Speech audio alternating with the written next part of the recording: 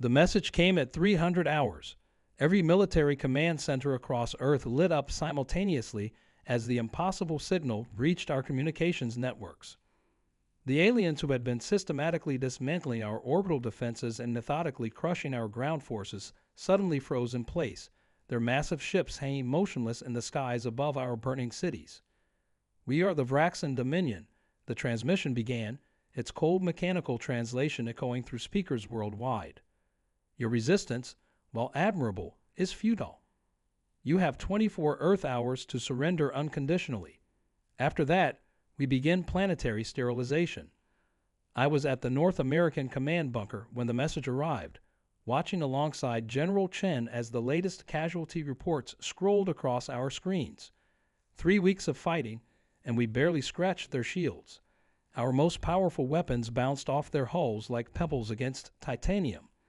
The general's coffee had long since gone cold, forgotten during the endless stream of devastating updates. But then Sarah burst into the command center, her lab coat disheveled and her eyes wild with an emotion I hadn't seen since the invasion began. Hope. "Sir," she gasped, catching her breath. "The engineering corps, we've done it. We finally managed to establish stable neural links with the Warbeasts." The room fell silent. The Warbeasts, our last-ditch genetic engineering program that had started decades before anyone knew about alien threats. Massive creatures combining the deadliest aspects of Earth's apex predators with human-level intelligence. We created them as a theoretical counter to future threats, but could never control them properly. Until now. "How many?" the general asked, his voice barely above a whisper. 300, sir. All fully grown, all successfully linked with volunteer pilots. They're ready for deployment." I watched as General Chen's expression shifted from exhaustion to calculated determination. The Warbeasts had been our most closely guarded secret, the one card we hadn't played yet. The aliens had adapted to every conventional weapon we'd thrown at them, but they'd never seen anything like this. "They think they know everything about Earth's defenses," the general said, a grim smile playing at the corners of his mouth. "They have no idea what's waiting in those underground facilities." The next few hours were a blur of activity. Across the globe, hidden bunkers opened their massive doors. The Warbeasts emerged into the pre-dawn darkness, some the size of buildings, others smaller but no less lethal. Each one carried a human pilot, their minds joined in perfect synchronization through the neural-linked technology. I watched from the command center as the first engagement began. A Vraxan cruiser hummed low over what remained of Seattle, its energy weapons charging for another bombardment. The ship's sensors must have detected the approaching Warbeasts, but by then it was too late. The creature that hit them was a terrifying fusion of terrestrial and engineered biology. Part great white shark, part Bengal tiger, part something else entirely. It moved with impossible speed for its size, its enhanced muscles and reinforced skeleton letting it leap clean over the cruiser's defensive screen. The alien ship's armor, impervious to our strongest missiles, crumpled under claws designed to pierce battleship steel. More Warbeasts joined the attack, each one guided by the tactical knowledge and strategic thinking of their human pilots, combined with predatory instincts honed by millions of years of evolution. The aliens had prepared for missiles, for lasers, for nuclear weapons, but they hadn't prepared for this. Similar scenes played out across the globe as humanity unleashed its final desperate gambit. The Vraxan commanders frantically tried to adapt their tactics, but their automated defense systems couldn't track targets that were simultaneously technological and biological. Their energy weapons, calibrated for mechanical threats, struggled to lock onto the Warbeasts' bioengineered tissues. As the sun rose over North America, I watched the tactical display light up with alien ships falling from the sky. But this was just the beginning. We still had 19 hours until their deadline, and humanity's newest weapons were only getting started. The command center erupted into controlled chaos as reports flooded in from every continent. The neural link pilots were exceeding all our simulated performance metrics. Each Warbeast moved with a fluid grace that seemed impossible for creatures their size, combining raw animal instinct with human tactical intelligence in ways we'd only dreamed of during development. I watched as Lieutenant Ana Rodriguez, piloting one of our Apex units nicknamed Thunder, tore through an alien ground force that had been advancing on Mexico City. Her Warbeast was a chimeric masterpiece, part African lion, part Kodiak bear, with traces of rhinoceros DNA woven through its enhanced musculature. The neural link let her feel every movement as if it were her own body, anticipating and reacting to threats with microsecond precision. These aren't just mindless drones. Anna's voice crackled through the comm system. They're adapting their tactics. The aliens have some kind of collective intelligence directing their forces. She ducked Thunder under a barrage of plasma fire, the Warbeast's reinforced hide barely registering the glancing hits. But they can't adapt fast enough. General Chen stood behind me, his eyes fixed on the tactical displays as green dots representing our Warbeasts systematically eliminated red hostile markers. "Tell me about the neural link's ability," he ordered, and I pulled up the relevant data streams. "All pilots showing strong synchronization," I reported. "The bioengineered neural interfaces are holding steady. No signs of the rejection issues we saw in early testing." I didn't mention the failed attempts that had led us here, the years of tragedy and sacrifice that had finally produced a working system. 20 years ago, when we first detected the Vraxan fleet approaching our solar system, Earth's governments had quietly unified behind a single goal: survival. The Warbeast program, already in its infancy, received virtually unlimited funding. The best genetics labs, the finest minds in neural engineering, all focused on creating the ultimate biological weapons. But we'd learned the hard way that raw animal strength and enhanced intelligence weren't enough. The early Warbeasts had been unstoppable but uncontrollable. It was Dr. Sarah Chen, now the general's wife, who had made the breakthrough. She discovered that human consciousness could act as a stabilizing force, bridging the gap between engineered instinct and tactical necessity. The neural link program had started with small creatures, gradually working up to larger specimens. The first successful human-warbeast partnership had lasted exactly 6 minutes before the neural load overwhelmed the pilot's mind. But each failure taught us something new, and the volunteers kept coming. Humanity's best and brightest, willing to risk everything for a chance to defend Earth. "Sir," a communications officer called out, "we're detecting massive energy signatures from the Vraxan mothership. They're repositioning their fleet."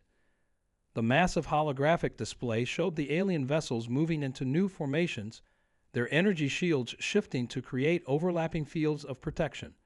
They'd finally realized that their individual ships were vulnerable to our Warbeasts. Now they were adapting, just as we'd feared they would. "All pilots, be advised," General Chen broadcast. "Enemy forces are consolidating. Expect increased point defense coverage and coordinated response teams." He turned to Sarah, who had been analyzing the alien energy readings. "What are we looking at?" "They're altering their shield frequencies," she replied, her fingers dancing across the holographic interface. "Trying to find a resonance that will repel biological matter as effectively as they stop our conventional weapons. But the Warbeasts' engineered tissues are unlike anything in their database. They'll need time to find the right combination." Time was the one thing we couldn't give them. Every minute we waited gave their artificial intelligence more data to process, more opportunities to find a countermeasure to our newest weapons. But rushing in against their reinforced positions would be suicide. That's when Captain David Turner's voice cut through the tension. His Warbeast, a massive creature with genetic traces of saltwater crocodile and gorilla, had been leading the defense of the eastern seaboard. "Permission to attempt Formation Alpha, sir." "We've been practicing the maneuver in simulation." Formation Alpha had been deemed too risky for actual combat, a coordinated attack pattern that required perfect synchronization between multiple Warbeasts and their pilots. The neural load of maintaining that level of coordination had caused blackouts in training. But now, with the aliens adapting and time running out, we might not have a choice. "How many pilots do you need?" the general asked. "Give me 5 of our best," David replied. "We'll hit their command ship hard enough to disrupt their entire defense grid." I looked at the neural telemetry from our active pilots, quickly identifying the ones whose synchronization rates were highest. Anna's name was at the top of the list, followed by 4 others who had shown exceptional aptitude during training. But attempting Formation Alpha would push their neural links to the absolute limit. General Chen studied the tactical display for a long moment, weighing options we no longer had. The Vraxan fleet was already beginning to launch fighters, smaller craft that could maneuver between their capital ships' overlapping shields. Soon they would have a screen of disposable units protecting their vulnerable command vessels. "You have a go," he finally ordered. "All designated pilots converge on Captain Turner's position. Everyone else, maintain defensive operations around population centers. If this works, we'll only get one shot at it." I watched as 5 green dots broke away from their current engagements and began moving toward a common rally point. The neural link readouts showed elevated stress levels in all pilots, but their synchronization remained stable. They knew what was at stake. Sarah gripped my shoulder, her knuckles white. "The neural interfaces were never tested under this kind of load," she whispered. "The feedback alone could." She didn't finish the sentence. We both knew the risks. But as I watched those 5 dots merge into an attack formation, I realized that our pilots had accepted those risks long ago. The real question was whether their sacrifice would be enough to turn the tide of this war. The next few minutes would answer that question, one way or another. Formation Alpha began like a deadly ballet. The 5 Warbeasts moved in perfect synchronization, their enhanced muscles coiling with barely contained power. Through the neural link telemetry, I could feel the strain on the pilots, each one fighting to maintain the delicate balance between human control and animal instinct. "Neural synchronization holding at 93%, I announced, watching the readings fluctuate. Stress levels elevated but within acceptable parameters. The lie tasted bitter in my mouth. We had no idea what acceptable parameters were for something like this. Anna's Warbeast took point position, with David's massive unit providing the anchor for their formation. The other 3, piloted by Lieutenant Chen, Captain Walsh, and Major Santos, formed a perfect triangle around them. Together, they created a living battering ram aimed at the heart of the Vraxan fleet. "Enemy fighters are moving to intercept," the tactical officer reported. On the main display, we watched dozens of alien craft breaking away from their defensive screens. "They'll make contact in 30 seconds. General Chen's voice was steady as he addressed the formation. "Remember your training. Don't break formation no matter what happens. This only works if you hit their command ship as a single unit." The first wave of alien fighters opened fire, their energy weapons creating a web of deadly light. But the Warbeasts moved as one, their paths shifting minutely to let the deadly beams pass harmlessly between them.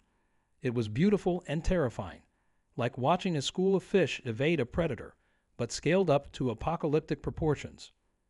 "Neural load increasing," Sarah warned, her eyes fixed on the medical readouts. "The sustained coordination is pushing their interfaces to the limit." She didn't need to remind us what would happen if those interfaces failed. We lost enough pilots in training to know the cost of neural overload. The formation punched through the first wave of fighters, then the second. Anna's Warbeast took point, its reinforced hide absorbing hits that would have vaporized tanks.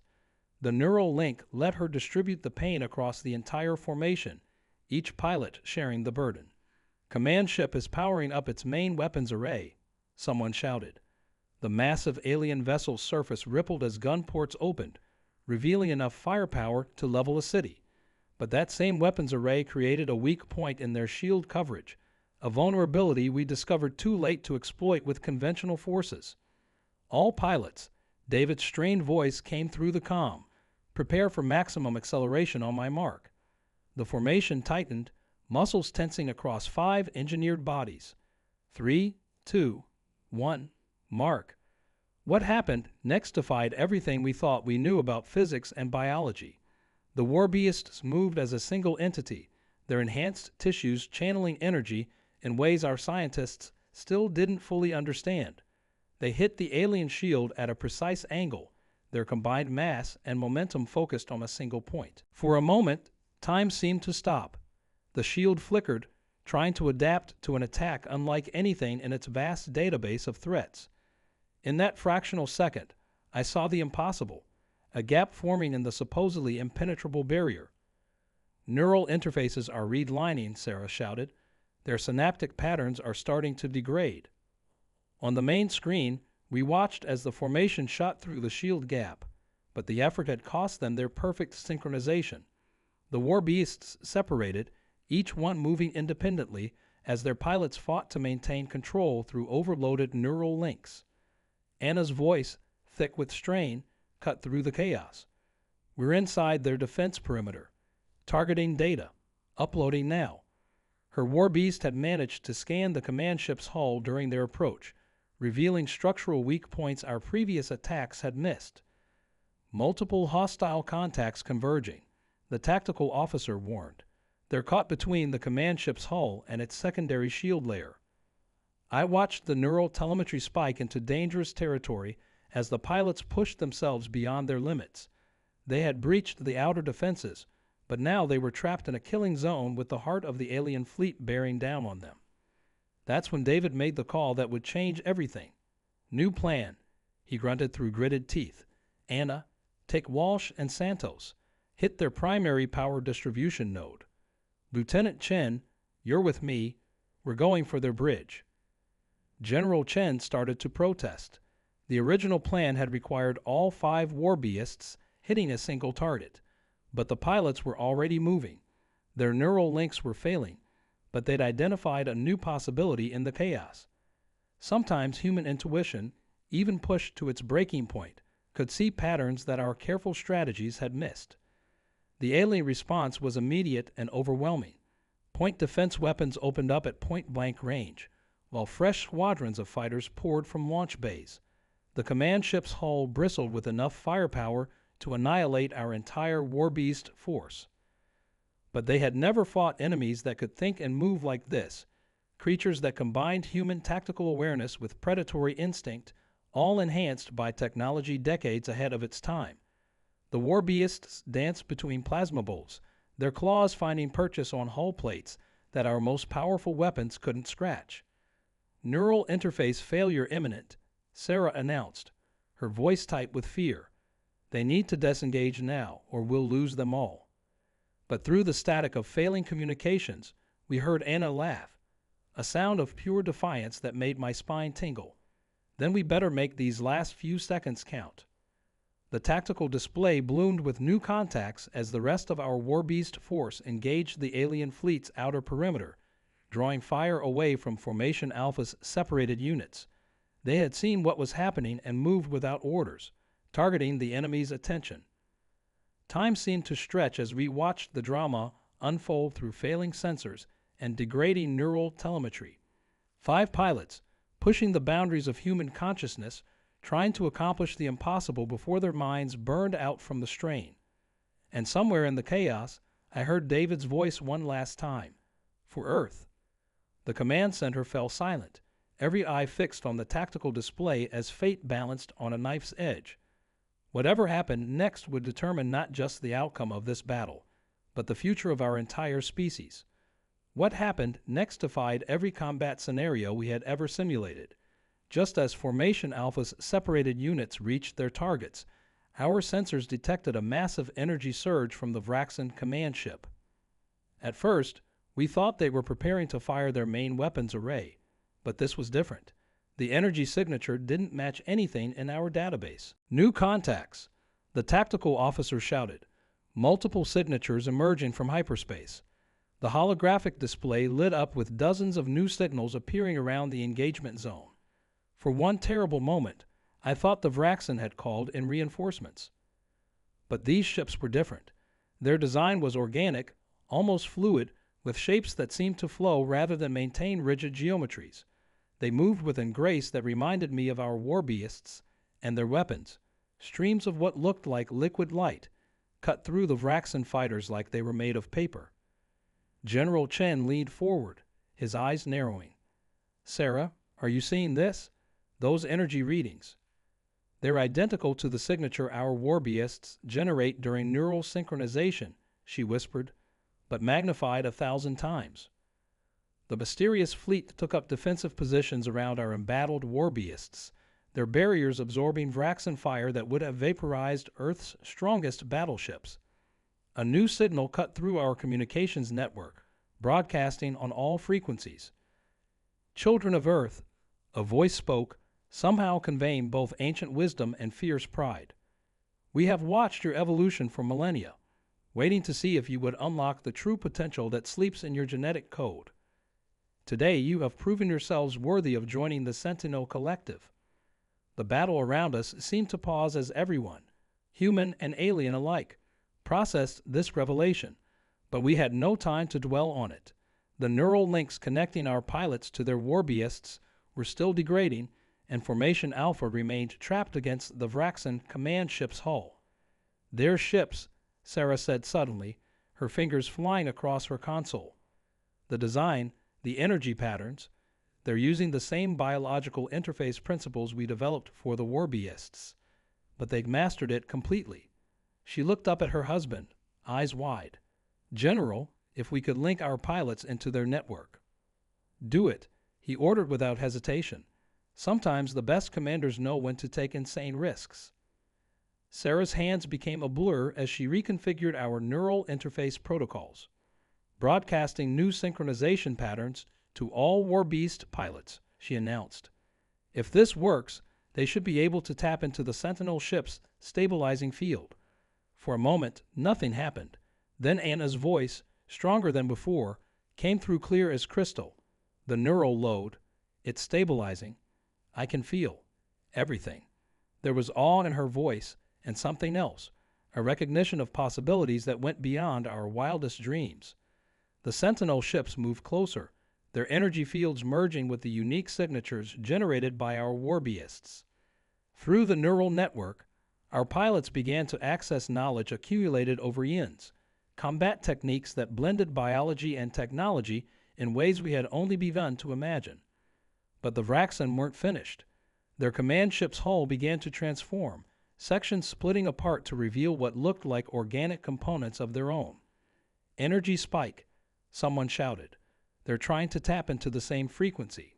"Impossible," one of the Sentinel commanders transmitted. "The Vraxan rejected their biological heritage millennia ago. Their synthetic approximations cannot." The alien command ship pulsed with sickly green light.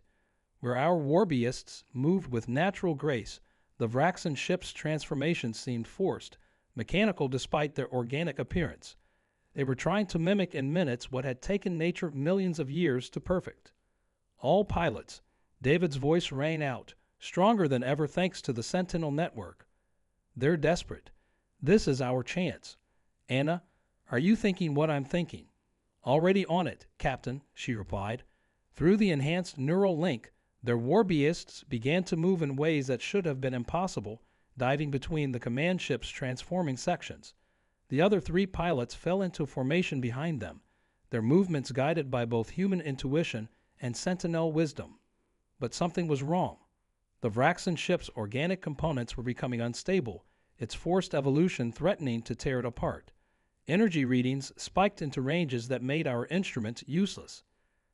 "The ship's biological systems are rejecting their mechanical control," Sarah reported, her voice tight with tension. "If those power cores destabilize," she didn't need to finish the sentence. We all knew what an antimatter containment failure looked like. Our pilots were now trapped between an impending catastrophe and the very barriers they had fought so hard to breach. The Sentinel ships moved to help, but they couldn't get close enough without risking their own destruction. That's when Lieutenant Chen's voice cut through the chaos. "The Vraxan aren't trying to evolve. They're trying to devolve. Look at their organic components. They're reaching for something from their past, something they lost." The realization hit me like a physical blow. The Vraxan weren't our enemies. They were our possible future. A civilization that had chosen machines over biology, trying desperately to reclaim what they had sacrificed. But that revelation came at a cost. The command ship's transformation was accelerating out of control, its hybrid systems cascading toward catastrophic failure. Our pilots, linked into both human and Sentinel networks, could feel the death throes of a species' lost heritage. "We can't just let them die," Anna transmitted. "Even after everything they've done, we're better than that." David's response was immediate. New objective, Formation Alpha. We're going to show them what humanity does best, the impossible. Through neural links enhanced by Sentinel technology, 5 human minds reached out toward an alien consciousness that had forgotten how to reach back. What happened next would either destroy everyone involved or change the course of galactic history. And we had about 30 seconds to figure out which it would be. Through the neural network, I felt the moment when everything changed. Anna's Warbeast pressed its massive claws against the Vraxan ship's destabilizing hull, and suddenly we weren't just dealing with mechanical interfaces anymore. The enhanced neural links, powered by Sentinel technology, created something entirely new, a bridge between organic and synthetic minds. Their consciousness, Anna gasped, her voice filled with wonder and horror. It's still there, buried under centuries of mechanical evolution. They're screaming. The command center's displays exploded with data as 5 human pilots, their Warbeasts, and an entire Sentinel fleet synchronized with the fading organic remnants of the Vraxan command ship. Through their eyes, we saw the truth. The Vraxan weren't emotionless conquerors, but tragic victims of their own technological advancement. We can stabilize them, David transmitted, his neural patterns showing incredible strain despite the Sentinel support. But we need to do it now. Everyone, full synchronization. Show them what they lost. The 5 Warbeasts moved as one, their engineered bodies pressing against key points on the command ship's hull. Energy flowed between them, not the destructive force we'd planned to use, but something more fundamental.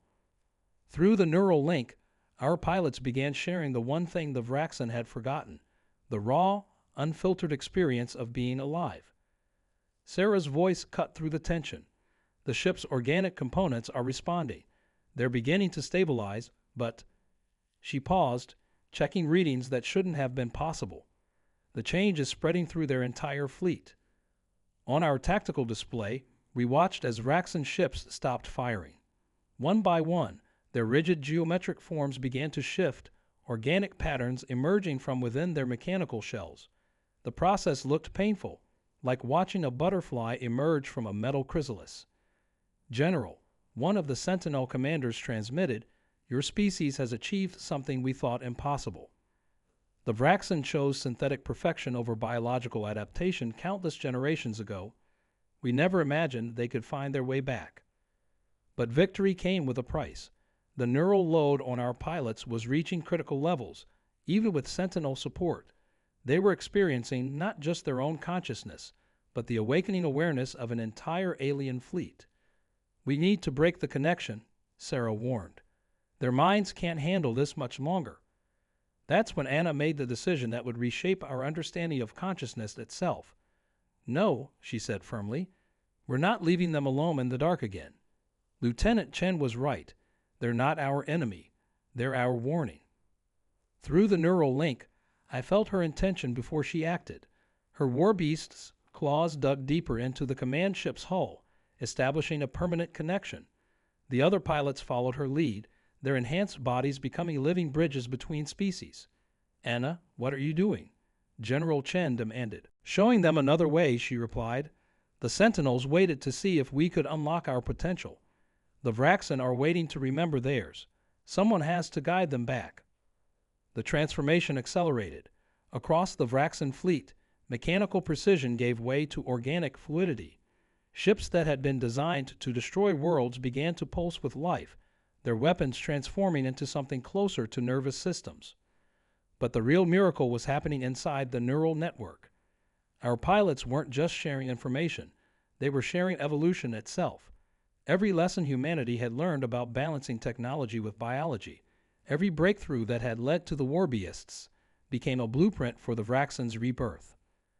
Multiple ships appearing from hyperspace, the tactical officer announced. It's the rest of the Vraxan fleet, the entire invasion force. We watched in awe as hundreds of ships emerged, drawn by the consciousness of their transformed leaders. The change spread like a wave, mechanical perfection giving way to biological adaptation, an entire civilization remembering what it meant to feel. Through it all, Formation Alpha held their position, their neural links serving as anchors for a species relearning how to live. The Sentinel ships maintained their defensive screen, their ancient wisdom helping to guide the transformation. Neural patterns stabilizing across all channels, Sarah reported, her voice filled with disbelief. They're synchronizing, not just with our pilots, but with each other.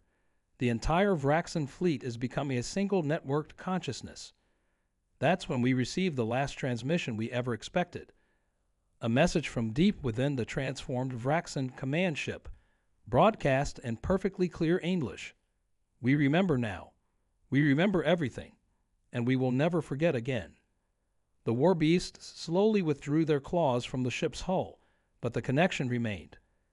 Something new had been forged in those desperate moments. A bridge between three species that had taken very different paths to reach the same point in space and time. Anna's voice, tired but triumphant, summarized what we were all thinking. Turns out the deadliest weapon in the universe isn't claws or plasma cannons or even perfect mechanical precision. It's remembering what it means to be alive. The sun rose over Earth for the first time since the invasion began, its light reflecting off hulls that now rippled with organic patterns. Humanity had set out to win a war, but ended up healing an ancient wound in the galaxy's consciousness. And somewhere in the neural network that now connected us all, I sensed the Sentinels' quiet approval. They had waited eons to see which species would take the next step in cosmic evolution. In the end, it wasn't about advancing or returning. It was about finding the balance that had always existed, waiting to be rediscovered. The war was over. The real journey was just beginning.